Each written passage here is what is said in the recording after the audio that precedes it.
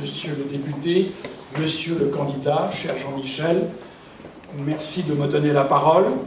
Mesdames et messieurs, je suis un peu ému ce soir parce que hier soir nous avons vécu une expérience un peu difficile, bien que j'en ai l'habitude, mais ce fut quand même assez dur. Donc je vous donne par avance votre indulgence pour ce que je vais vous dire maintenant. Donc, à l'approche de l'échéance de mars prochain, il importe aux élus, bien entendu, d'informer leurs concitoyens sur les suites qu'ils entendent donner à leur engagement au service de la collectivité. Ça paraît naturel.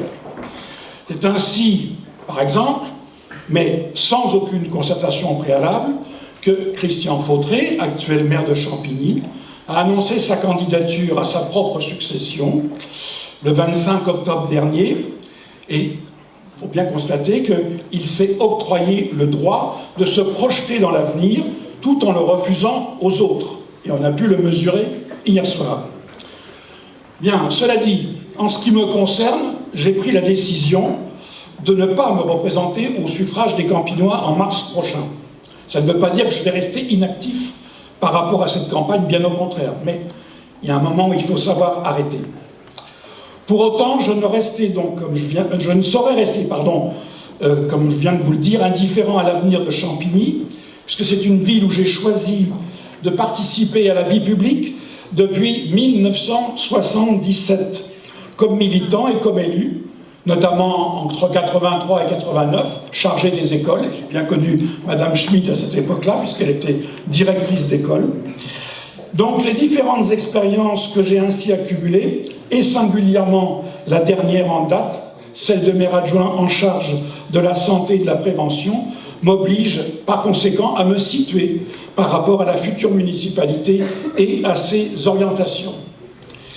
Il me semble en effet que le développement de notre ville souffre depuis trop longtemps des conséquences d'une stratégie de contrôle politique qui bride la construction d'une véritable mixité sociale et restreint les capacités de mise à niveau des équipements publics, support des services publics de qualité, sans lesquels la notion de bien vivre ensemble n'est qu'un slogan creux.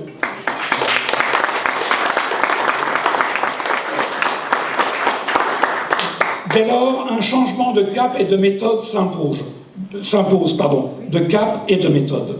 Il faut en premier lieu tirer les conséquences de la montée en puissance des territoires et de leurs compétences en matière d'aménagement, d'urbanisme, de logement, de développement économique et social, en particulier dans les quartiers politiques de la ville.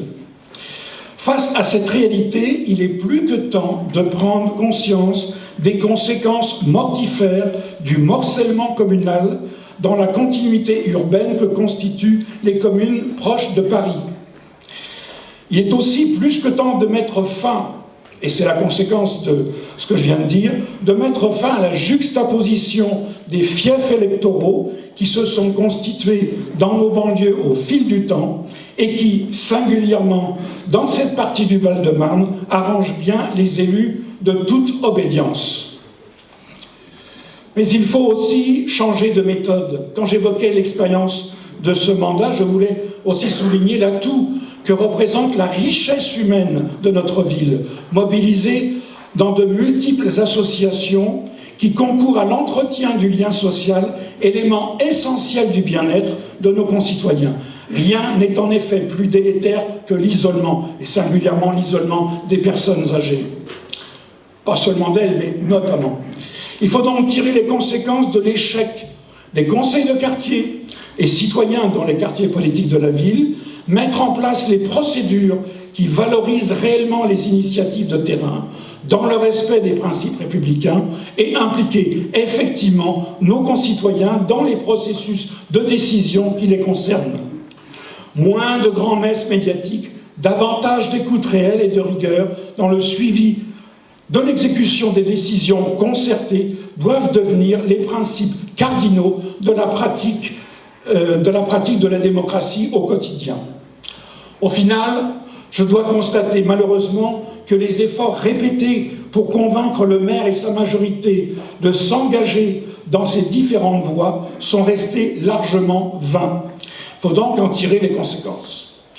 Pour autant, je ne saurais soutenir n'importe quelle stratégie de changement attachée aux valeurs de gauche, c'est-à-dire de solidarité, d'émancipation individuelle et collective, bref, de progrès humain. Je souhaite que Champigny conserve son identité de ville populaire qui ne saurait être identifiée à une ville de ou pour les pauvres. Selon moi, la mixité doit rimer avec la solidarité et l'efficacité doit se conjuguer avec la durabilité du développement de notre ville.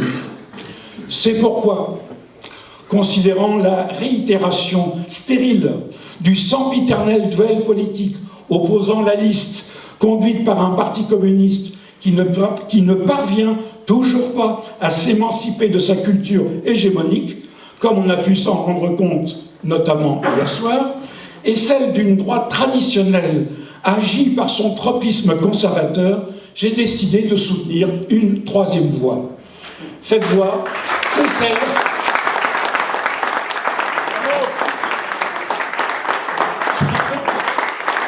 Cette voie, c'est celle de l'ouverture, du rassemblement, respectueux des minorités, de progrès durable et solidaire, bref, du renouveau démocratique que doit incarner, pour Champigny, la liste de la majorité présidentielle conduite par Jean-Michel Schmitt.